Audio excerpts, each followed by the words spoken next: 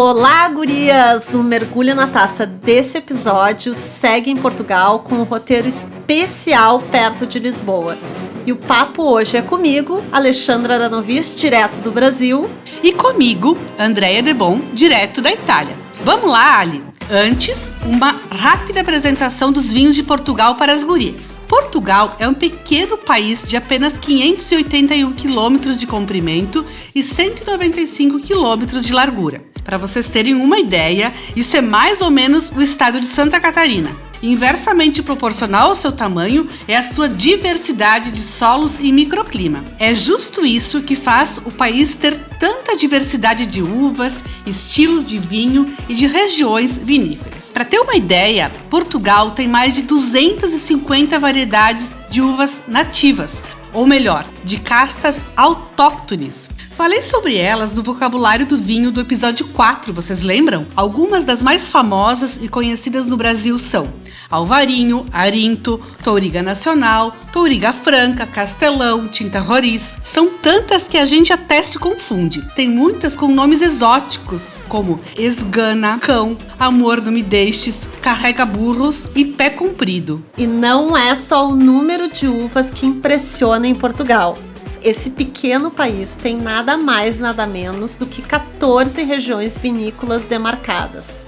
A mais famosa, é claro, a gente ouve falar muito dessa região, é a do Porto e Douro. É no Douro que nasce o famoso vinho do Porto, principal embaixador dos vinhos de Portugal. Mas além do Douro, temos também vinhos verdes, Trás-os-Montes, a Távora Varosa, Dão, Bairrada, Beira Interior, Lisboa, Tejo ou Tejo, né? Eu vi que tem gente que fala, lá em Portugal mesmo, tem gente que a pronúncia é Tejo, outros falam Tejo, Península de Setúbal, Alentejo ou Alentejo, Algarve, Madeira e Açores. Nesse episódio eu vou falar de uma das regiões que fica muito perto de Lisboa, fácil de visitar alugando um carro ou contratando uma guia com transporte como a Fabi, que a gente conheceu no episódio 5 do Gurias do Vinho. Escuta lá se você não ouviu. Agora, hora do brinde, pois vamos passear pela Rota dos Vinhos da Península de Setúbal. Tchim, Andréia! Tchim, Ali! Então, a Rota dos Vinhos da Península de Setúbal está situada ao sul de Lisboa, nos concelhos de Palmela e Setúbal principalmente. A distância de carro a partir de Lisboa de algumas vinícolas é em torno de 38 quilômetros. Nossa, mas é muito perto, né, Ali? A gente pega um avião, cai rapidinho em Lisboa, dá pra fazer um bate-volta, não é mesmo? Sim, mas aí é que tá. Dá pra fazer o bate-volta, mas eu acho que vale a pena programar pelo menos uma noite por lá. E o motivo é que não tem só vinho nessa região. Essa região tem serra e mar. Anotem, gurias. Guardem esse nome, Serra da Arrábida. Eu nunca tinha ouvido falar. Tu já ouviu falar das praias da Serra da Arrábida, Andréia? Não, nunca ouvi falar. Devem ser lindas, né? Sim, são assim, ó, a paisagem incrível. Eu nunca tinha visto. E assim, tu sai da vinícola, em 20 minutos tu tá na praia. Praias mais desertas, isoladas. Bom, eu nunca ouvi falar desse lugar, Ali. O que eu ouvi falar é de um vinho da região da Península do Setúbal, que é o Moscatel de Setúbal. Tu chegou a degustar esse vinho por lá, Ali? Gostou? Como é que é? Assim, conta pra gente. Pois é, Andréia, eu não só degustei muito esse vinho, como eu voltei apaixonada pelo Moscatel de Setúbal. E olha que eu não sou fã de vinho de sobremesa, hein? Bom, é que eu acho que assim como o Douro tem uma estrela, que é o vinho do Porto, Setúbal deve ter a sua estrela, que é o Moscatel de Setúbal, certo? Certíssima. Apesar da região não estar restrita ao Moscatel de Setúbal, o território deve muito a sua fama a ele. O Moscatel de Setúbal é, sim, a grande estrela desse roteiro. É um verdadeiro néctar dos deuses, é um vinho licoroso que fica melhor ainda com os doces portugueses e principalmente com uma torta que é feita nessa região, que é a torta de azeitão, que é uma torta com laranja, e a harmonização fica perfeita. Ai, com certeza. Consegui até imaginar o gostinho. Não, sim, sensacional. Eu voltei apaixonada. Além do famoso moscatel de Setúbal, eu descobri nessa viagem que a Península de Setúbal elabora outro vinho licoroso e que está cada vez mais premiado, que é o moscatel roxo, que são quase irmãos essas duas bebidas. Nossa. Enquanto o moscatel de Setúbal é amarelo, aroma cítrico e meio assim caramelo, o roxo é mais escuro e muitas vezes com um perfume assim de rosas. Ambos são, é claro, vinhos licorosos. E todas essas vinícolas fazem o moscatel de Setúbal ou o moscatel roxo? Quase todas têm pelo menos um rótulo de moscatel de Setúbal, principalmente o de Setúbal. Claro que nem só de vinho licoroso vive essa região, né? A casta principal é uma que tu já falou ali no início desse podcast, que é o Castelão, dominante nos principais vinhos tintos de Palmela. Também entre as tintas, eu acho que eu posso citar a Touriga Franca, a Touriga Nacional, Trincadeira, Alicante Bouschet, entre outras. E das brancas... Sabe que eu nunca tinha ouvido falar da Touriga Franca também. Sério? É parecida com a Touriga Nacional. A verdade, fica muito difícil às vezes da gente distinguir, porque eles usam muito blend, né? Eles têm poucos vinhos Portugal, sim. Só da Touriga Nacional, sim. Eles têm. Os vinhos varietais. O da Touriga Franca, eu acho que eu não tomei nenhum varietal dessa uva. Dos brancos já é mais... Eles usam mais pra corte, talvez. Eles usam muito vinhos pra corte. Branco também, eles usam muito corte, né? Apesar de que Arinto, que eu ia citar pra branca, que eles têm então, Arinto, Moscatel de Setúbal, a Roupeiro, Viozinho e a Alvarinho são muito utilizadas. E eu vi que tinha Arinto, já estava se usando para um varietal. Mas a maioria dos vinhos portugueses são cortes. Eles são, assim, acho que mestres de usar várias uvas em um corte. Isso é muito legal. E esses vinhos, fiquei com uma dúvida agora, por exemplo, como é uma região que tem praia também, né? Devem ser vinhos frescos, perfumados, né? Bem a cara, assim, Sim. Enfim, do seu território. Eles são, assim, eles produzem muitos tintos. Eu gostei bastante dos tintos, mas eles têm fama mais nos brancos. Porque eles têm os rios, né? O Sado e o Tejo. E eles têm também o mar, essa proximidade com as praias, com o mar. Então, os vinhos brancos deles, eu destaco esses vinhos, né? E quais vinícolas chegou a visitar por lá, ali nesse roteiro? Sei que tem algumas bem conhecidas dos brasileiros por lá, né? Como a Ermelinda Freitas, a Bacalhoa e a vinícola que faz o vinho Periquita, que agora não me lembro como é que se chama ali. Pois é, poucos brasileiros lembram do nome da vinícola. Lá ela é muito famosa, a gente só lembra do Periquita porque é um vinho que é vendido há muito tempo no Brasil. É muito, muito famoso mesmo. O nome da vinícola é José Maria da Fonseca e é uma das maiores vinícolas de Portugal. Junto com a Bacalhoa, são as duas mais famosas dessa região de Azeitão, que fica bem pertinho de Lisboa. E foi lá que eu iniciei meu roteiro. Eu acho que muita gente visita Azeitão, né? Que é a terra dos queijos. Além dos vinhos, os queijos são muito famosos de Azeitão e os doces. Ai, que delícia! É uma vilinha pequena e bem bonitinha, assim, sabe? Gostosa de visitar, cheia de coisas boas. Eu que amo gastronomia. Além do vinho, né? Ela tem o famoso queijo do Azeitão, a torta de azeitão que eu voltei apaixonada. E o choco frito, que parece chocolate, só que não. O choco frito é uma espécie de fish and chips, né? Que nem de Londres, que tem o peixe com as batatas fritas. Só que o choco é uma espécie de uma lula local da praia deles lá. Então eles fazem esse prato e eu adorei. Com vinho branco, então achei o vinho branco da região melhor ainda. Nossa, uma maravilha. E os queijos, digamos, são queijos mais macios, assim, não são queijos, digamos, mais envelhecidos, são queijos frescos. Eles são queijos de leite de ovelha. Muito bons, esse queijo de azeitão, bem cremosos, assim, a gente passa, é maravilhoso. E essas duas vinícolas que são muito famosas lá, que é a José Maria da Fonseca e a Bacalhoa, que é um nome que os brasileiros conhecem muito, né? Também conhecem. São muito próximas, fáceis de fazer eu fiz a degustação e a visita guiada. E o que eu mais gostei mesmo é que saindo de lá dessa degustação, que eu fiz tudo de manhã cedo, almocei por lá no Azeitão, comi o famoso choco frito.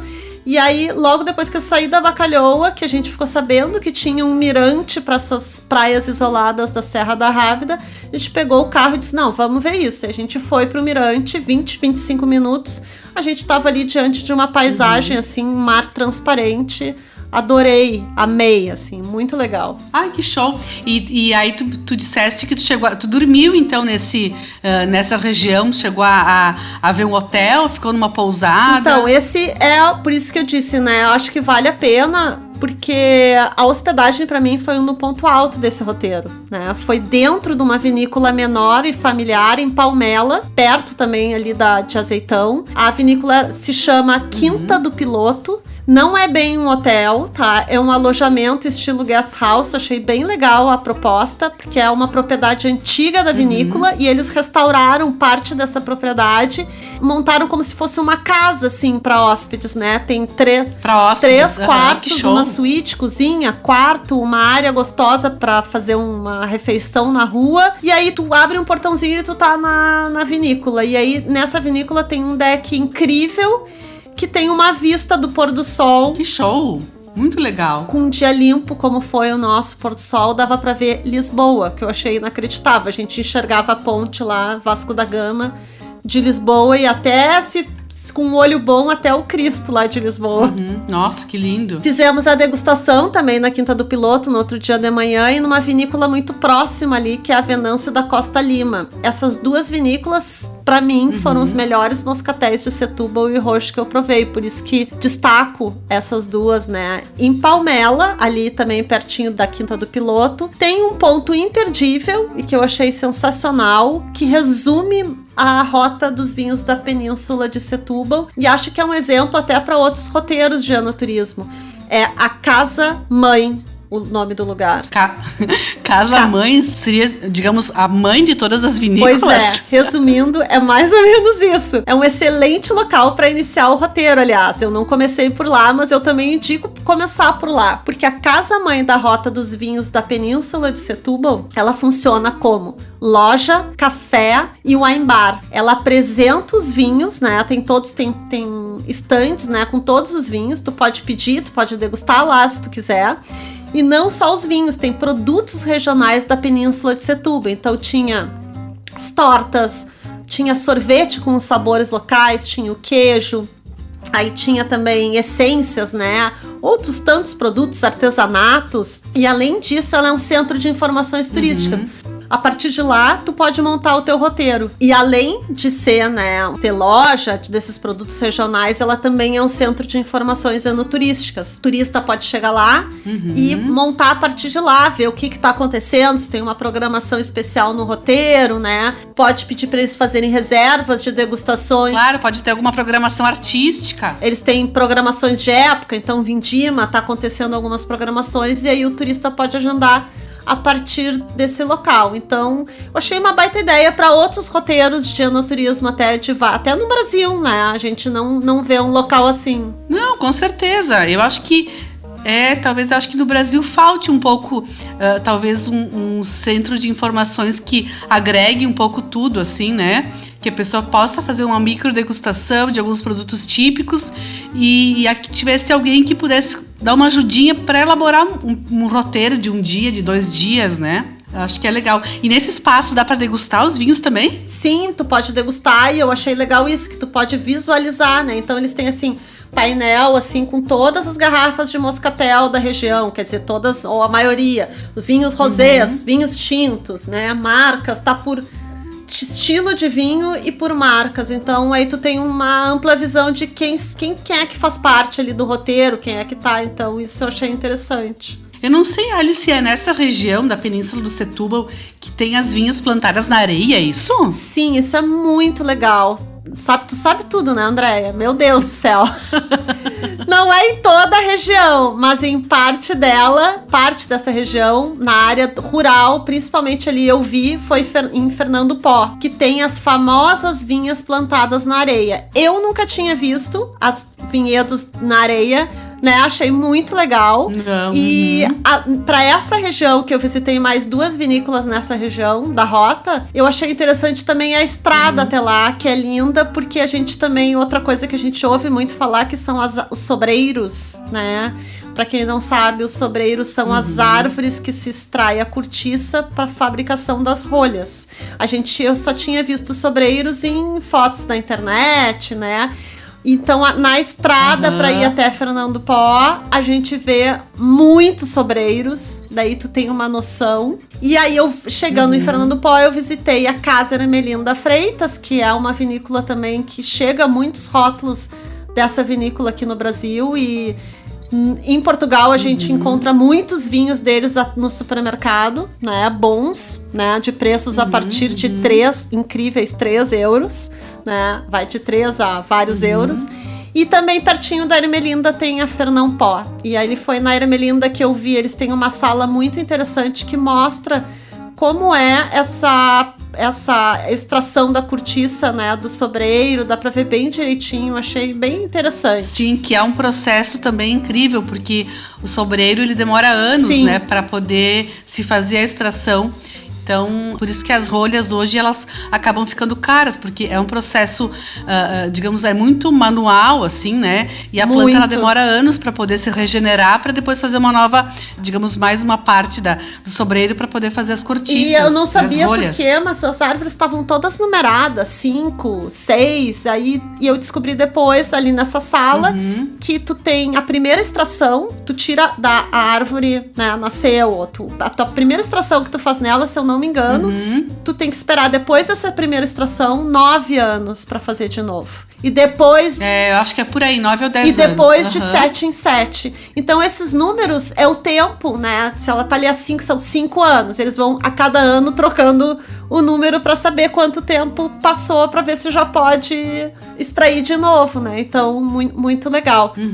Mas, já que a gente, até eu já ia esquecendo de contar, já que aqui a gente gosta de destacar as personalidades femininas do vinho, vale um super parênteses aqui pra Casa Ermelinda Freitas, que tem no comando uma mulher que eu adoraria ter entrevistado aqui no podcast, quem sabe no futuro, né? Uma mulher de muita personalidade que transformou a vinícola na maior produtora de vinhos dessa região. Ela se chama Leonor Freitas. Nossa, que show! E atualmente são 22 milhões de litros de vinho por ano. E o grande sacada também dela, além de tudo isso, foi fazer vinhos.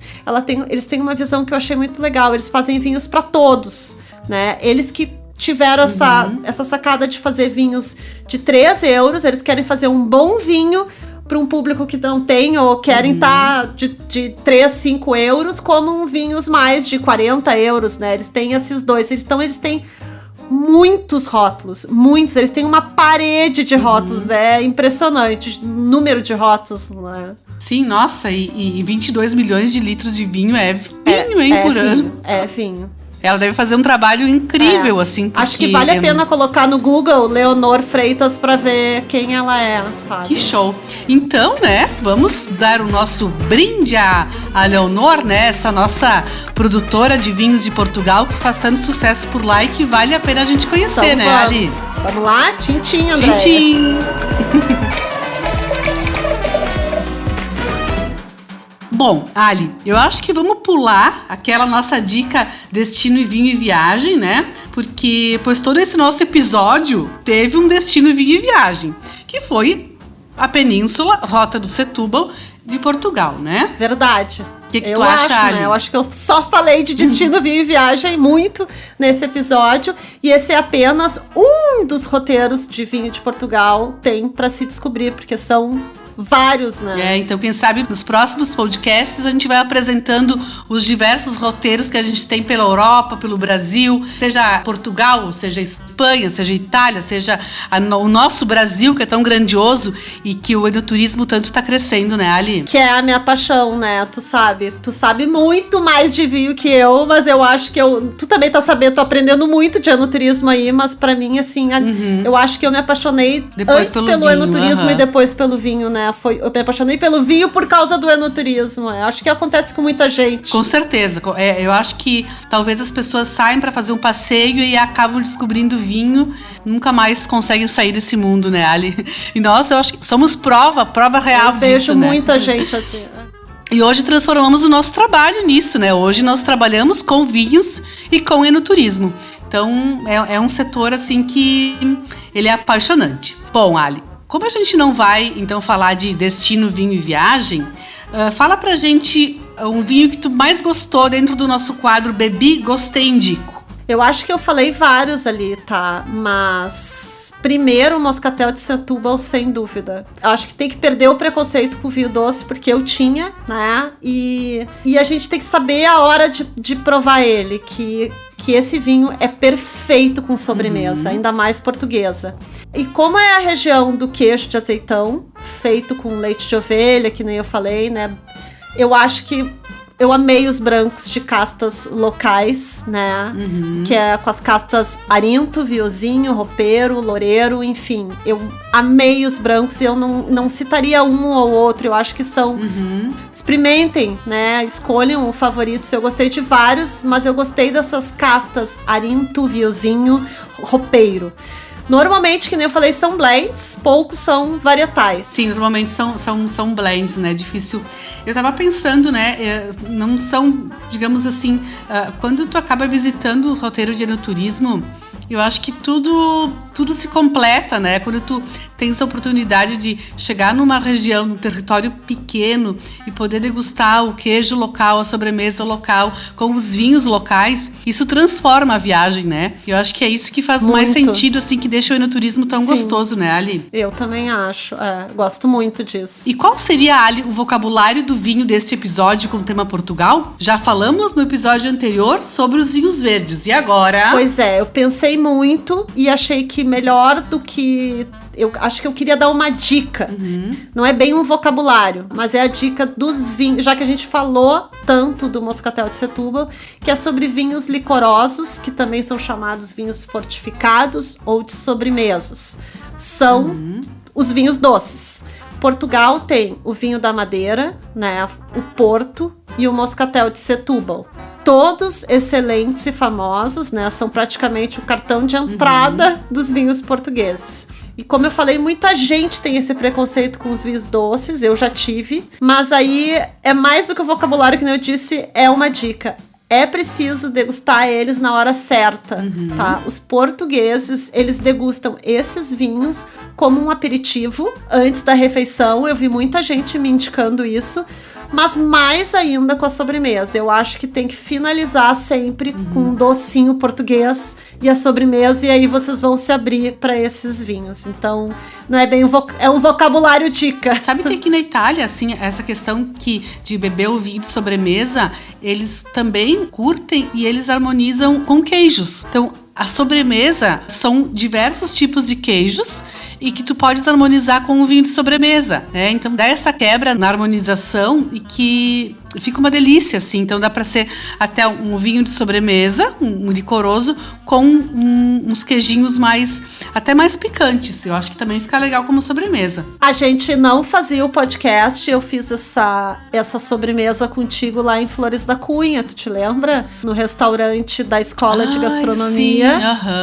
Sim. Que tem esse foco italiano, e a sobremesa eu pedi e veio esse vinho. Não sei se era não um vinho era fortificado, mas ele era feito com uvas pacificadas. Pacificadas, exatamente. Que ele fica um pouquinho mais encorpado, assim, né? Gosto mais fica ainda. Com um toque mais adocicado, mas era um vinho na ocasião feito com uvas pacificadas, no estilo vinho Amarone aqui da Itália. Bom, então fica a dica, né, Ali? Finalize a sua refeição em Portugal com um vinho licoroso, ou no Brasil também, né? Se tiver a oportunidade de comprar um Moscatel do Setúbal, né, para ter em casa e para servir em casa para a família, eu acho que é bem legal, né, Ali?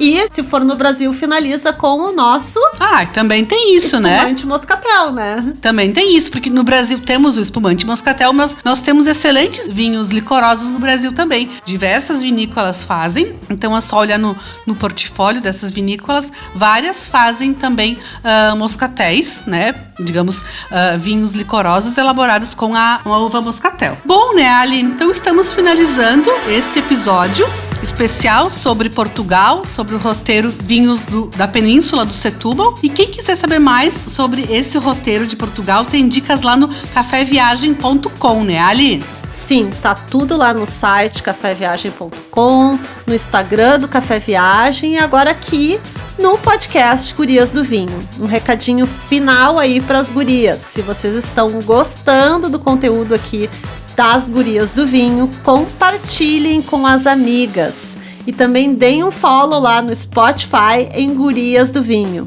E bora brindar, se divertir por aí e ser feliz com o vinho e com as amigas. Até o próximo episódio. Tchim, até mais. Saúde.